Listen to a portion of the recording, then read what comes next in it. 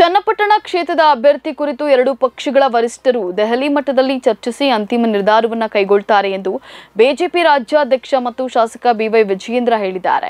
ಬೆಂಗಳೂರಿನಲ್ಲಿ ಮಾತನಾಡಿದ ಅವರು, ಯೋಗೇಶ್ವರ್ ಅವರು ಚನ್ನಪಟ್ಟಣದಲ್ಲಿ ತಾವು ಸ್ಪರ್ಧಾಕಾಂಕ್ಷಿ ಎಂದು ಹೇಳಿದ್ದು ತಪ್ಪೆನ್ನೋದಿಲ್ಲ.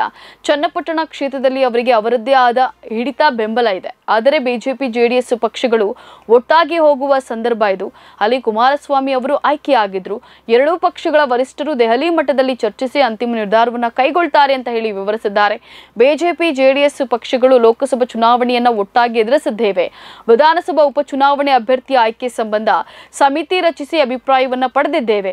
ಅಶ್ವಥ್ ನಾರಾಯಣ್ ಅವರ ಸಮಿತಿಯ ವರದಿ ಬಗ್ಗೆ ಮಾಹಿತಿ ಇಲ್ಲ. ನಾನು ಕೂಡ ಅಶ್ವಥ್ ನಾರಾಯಣ್ ಜೊತೆ ಚರ್ಚೆಯನ್ನ ಮಾಡುವೆ, ವರಿಷ್ಠರ ಗಮನಕ್ಕೆ ತರ್ತೇನೆ ಅಂತ ಹೇಳಿದ್ದಾರೆ.